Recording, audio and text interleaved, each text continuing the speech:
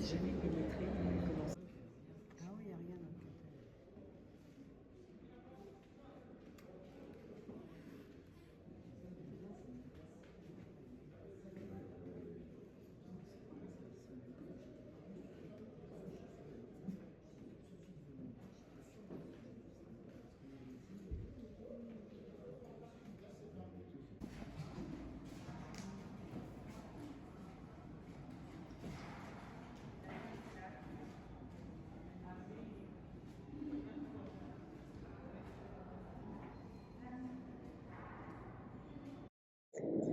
Le journal de Claire Pic, il est très important, bien entendu, pour l'APA, puisqu'il est quasiment à l'origine de l'APA. Il a été déposé par Chantal Chaveria-Dumoulin, cofondatrice avec Philippe Lejeune de l'APA, qui avait contacté justement Philippe Lejeune pour lui parler du journal de son arrière-grand-mère Claire Pic, qui vivait à Bourg-en-Bresse et qui a commencé un journal à l'âge de 16 ans. Et elle a écrit son journal de 1862 à 1866. Et c'est un journal absolument étonnant qui raconte ses émois, son sentiment amoureux, l'importance de la religion aussi pour cette jeune fille très talentueuse. Et donc Claire Pic, pour nous à l'APA, elle est très importante comme Marianne Grimm un peu plus loin. Ce sont deux journaux d'adolescentes extrêmement douées et qui confient à leur journal tous leurs sentiments et tous leurs émois. Et voilà, c'est aussi, bien sûr, on a le manuscrit. La plupart de ces journaux sont archivés. On a les manuscrits à l'APA. Ils ont été aussi transcrits, mais les originaux sont donc déposés à l'APA, ce qui est extrêmement précieux. Et on a donc du 19e siècle jusqu'aux années 2000, toutes les périodes du 20e siècle. Il y a près de la moitié ce sont surtout des journaux d'adolescence, mais des journaux, il y a aussi un journal fleuve qui couvre une vie pendant plus de 60 ans, là, avec plusieurs centaines de carnets qui sont déposés à l'APA. Donc on a une très grande variété, non seulement des périodes, des âges de la vie, et aussi des supports, des contenus, des registres. C'est tout à fait représentatif quand même. Mais le choix en 9 journaux, c'est un parcours vraiment dans les archives de l'APA du 19e jusqu'à l'époque la plus contemporaine.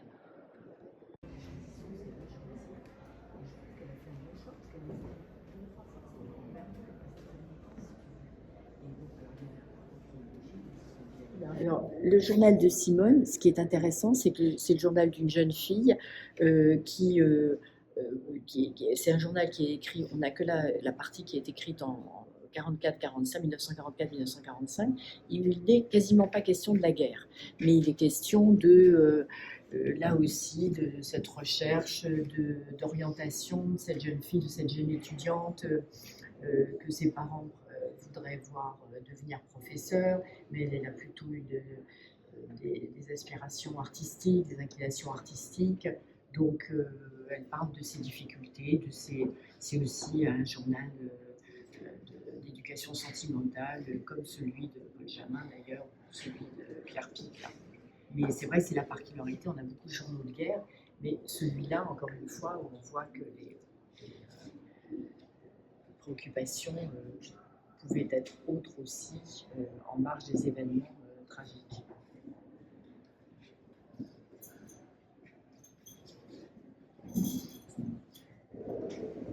Alors, voilà, Jean Pemerlé, Heures et malheurs pemerlesques, et ce sont des albums de vacances de 1952 à 1958. Et alors, c'est vraiment surtout les bonheurs des vacances et des congés payés pendant ces 30 glorieuses. La famille part avec les 4 enfants, avec une voiture très chargée, et ils partent en Bretagne, dans les Alpes, et c'est documenté. Alors, il y a des textes, il y a des photos aussi, là il y a des dessins. C'est un remarquable document sur ces vacances pendant les 30 glorieuses, grâce au Front populaire et aux congés payés. Alain Varlet, il était là le jour du vernissage. Il était très ému là, de voir ses carnets exposés. Il a écrit plusieurs centaines de carnets, dont la plupart sont déposés à l'APA, mais il continue à en déposer. Il a commencé adolescent. Moi, j'ai lu son journal, par exemple, de mai 68. Il était élève en terminale.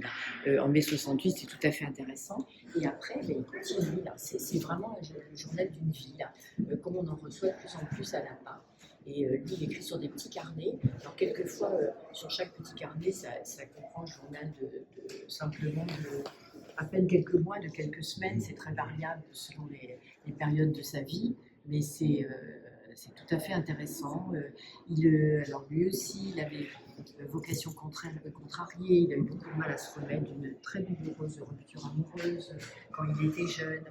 Et puis, il est devenu, je crois, moniteur d'équitation. Il vivait en Savoie. Il vit encore, je crois, en Savoie, et il s'intéresse à beaucoup de choses, très grand lecteur, se posant beaucoup de questions, au-delà de la vie quotidienne, de questions d'ordre métaphysique, et c'est tout à fait intéressant à lire.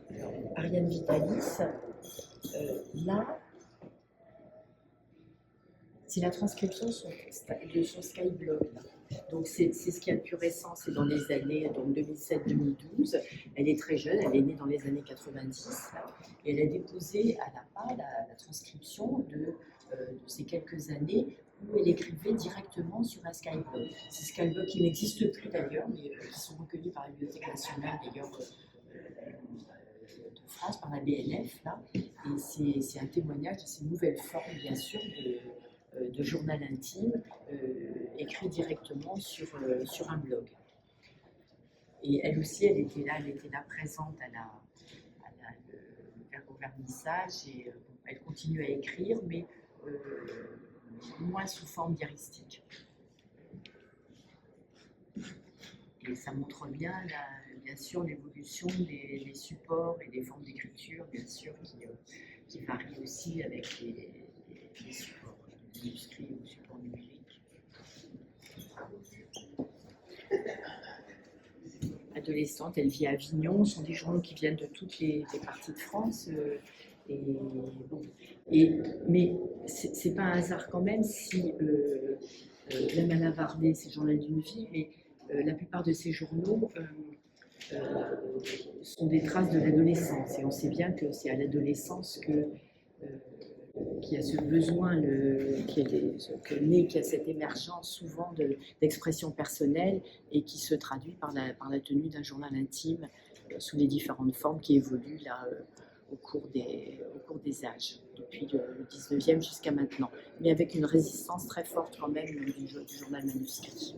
Alors là aussi, chaque journal déposé a une histoire particulière. Là, il a été déposé par Nancy Gorey Duncan, qui est une apaïste américaine, mais elle vit en France depuis longtemps, et elle était l'amie d'enfance d'Hélène Montgomery, et elle a été contactée par sa famille. Hélène Montgomery, qui était née, je crois, en 1944, qui a eu une vie difficile. Et les dernières années de sa vie ont été marquées par la marginalité. Elle avait été chassée, expulsée de chez elle. Les 10 dernières années, elle s'était installée dans une caravane au bord de la mer, dans l'Oregon, et c'est absolument extraordinaire. Bien sûr, elle avait pendant toute sa vie, elle avait écrit un journal, n'ont été sauvés que 3 classeurs avec ses notes, le reste est allé à la benne, puisque quand on l'a découverte tout à fait par hasard dans sa caravane, tout a été vidé, tout a été jeté. Sa famille a contacté Nancy Gorey Duncan pour lui confier ce qui survivait de ce journal, qui est absolument extraordinaire, parce qu'elle aussi, elle dessine, bon là c'est qu'un échantillon, c'est plein de couleurs, et c'était une femme extrêmement douée, mais qui manifestement a sombré dans une forme de folie, de marginalité absolue, et d'une vie très malheureuse. Mais elle parle de son passé, même dans ce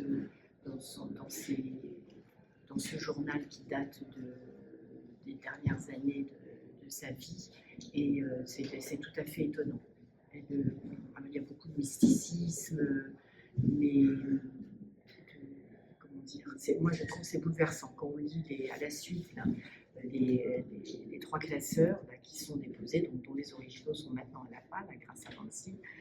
C'est absolument bouleversant parce qu'on voit bien sûr une femme au bord du gouffre là, qui, alors, le journal d'Ariane Grimm, alors, Ariane Grimm, c'est l'autre bonne fée avec, de l'APA, avec Claire-Pie, et surtout avec sa mère Gisèle Grimm, parce que de même, le journal de Claire-Pie a été déposé par son arrière-petite-fille, et là, le journal d'Ariane Grimm a été déposé par sa mère Gisèle Grimm. Mais c'est plus qu'un journal. Il y a 17 cahiers de mémoire, il y a d'autres journaux, il y a des histoires, il y a des dessins, il y a des photos, il y a des collages, il y a des photomontages. Ariane Grimm, de l'âge de 7 ans jusqu'à sa mort tragique à l'âge de 18 ans, à la suite d'un accident de moto, elle a une sorte de frénésie de création en utilisant tous les supports, en écrivant des textes de toute nature, et c'est vraiment, c'est plus qu'un chef-d'œuvre, c'est une œuvre entière qu'elle a écrite entre l'âge de 7 ans et l'âge de 18 ans. Là. Et comme si elle avait eu une sorte de pressentiment de sa disparition prématurée. Là. Et en plus, c'est une magnifique histoire de transmission, puisque là, sa mère continue à tout faire. Elle a un blog, elle a un site, et pour nourrir sa mémoire et pour conserver sa mémoire aussi vivante que possible. Et elle n'a pas, bien entendu, elle est très, très, très proche de l'APA, c'est une bienfaitrice de l'APA. Et son 12 cartons, là, c'est vraiment le dépôt le plus précieux, sans doute, qui soit déposé à l'APA, c'est 12 cartons où sont non seulement tous les textes d'Ariane, mais tous ses dessins, ses photos, les objets, toutes les traces à la fois de sa scolarité, de sa vie personnelle, et surtout de tout ce qu'elle est parvenue à créer durant sa si brève vie. Là. Enfin,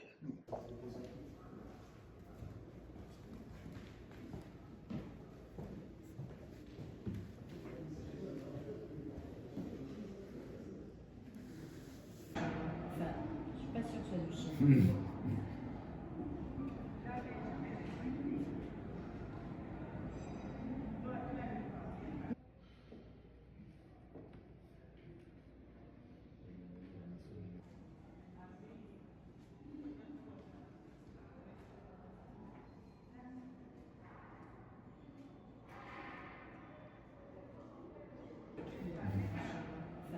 je suis pas sûre que ce soit du chien.